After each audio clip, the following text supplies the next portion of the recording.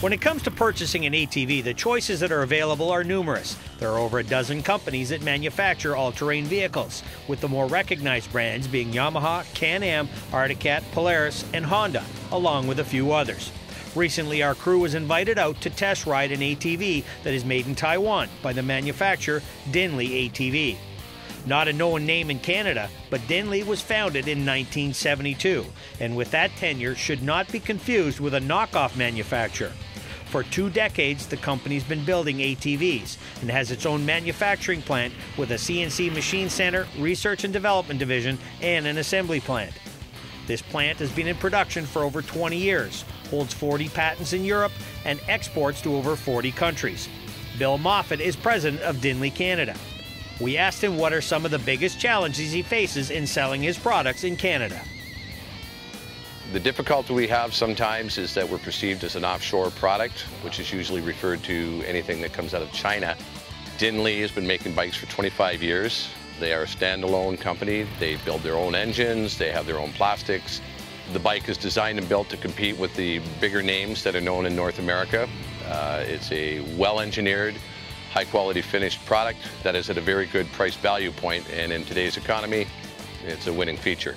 We try and select our dealers based on knowledge and experience, people that have hands-on participation in the support and actually will support the people that they sell to.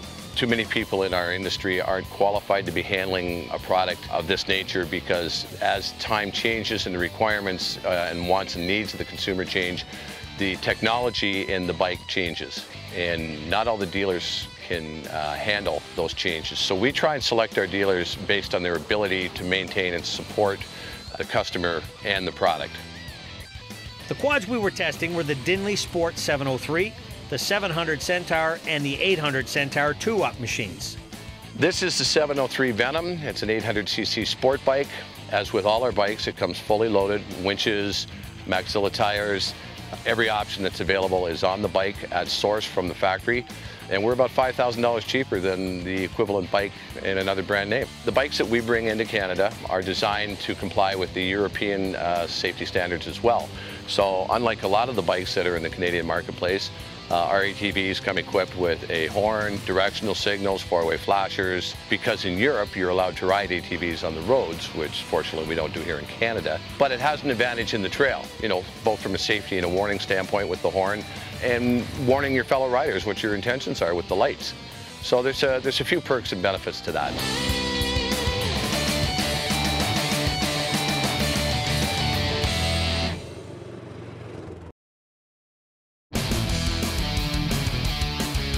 Previously on Go Riding, we introduced Dinli ATVs. We believe nothing tells a story like a test ride, so our Go Riding crew recruited a couple of real riders for some real opinions to see how these rides measured up for their first impressions.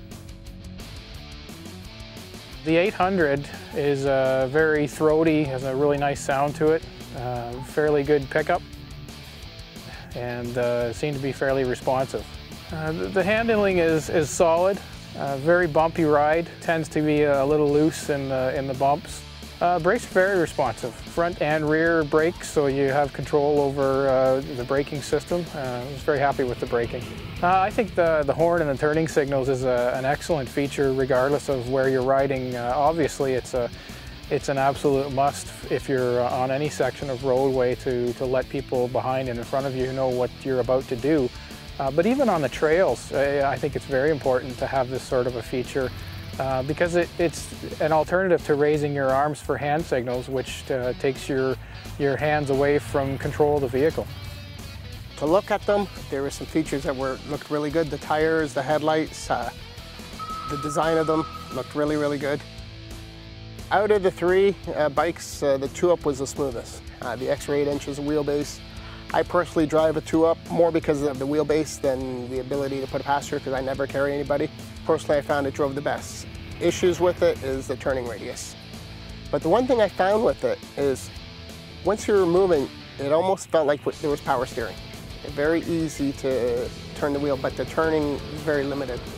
Their choice of stock tires is amazing in my opinion. The Maxi Bighorn is one of the better tires on the market for multi-use type of riding. They're good in sand, rock, mud, snow, no matter what, and they do have a reputation for being a tougher tire and a longer lasting tire, and I think it's just fantastic that they're coming stock on these machines. Tires, the headlights, had the bikes come in the direction against me, and those headlights are second to none out there. I have my bike and I have issues with my headlights compared to these things. I wish my bike had these headlights. And they integrated it into the plastic. It's not something that's sticking out that if you hit a branch or if you have an incident, that's gonna get smashed off. It's well built for that. If I had to choose an area of improvement for a machine like this, I would say it's in the suspension and the handling. I think it could be a lot softer and a lot more contact with the ground. It drove better than the sport model, being a bit longer, suspension a bit softer, but still rather choppy. For logging road type driving and fire road driving, fine. You get into a trail or you can be aggressive a bit, very stiff suspension. It's important to note that all riders have their own preferences and that a vehicle can respond completely differently if not set up properly for a rider's weight and riding style. Setup is an important part of a test ride. Keep that in mind when you hit a dealer for a test on something new. It should be set up for you. We would love to hear your comments if you've ridden on this brand of ATV. Or if you would like the opportunity to get on the Real Riders test team, sign up on our website, GoRidingTV.com.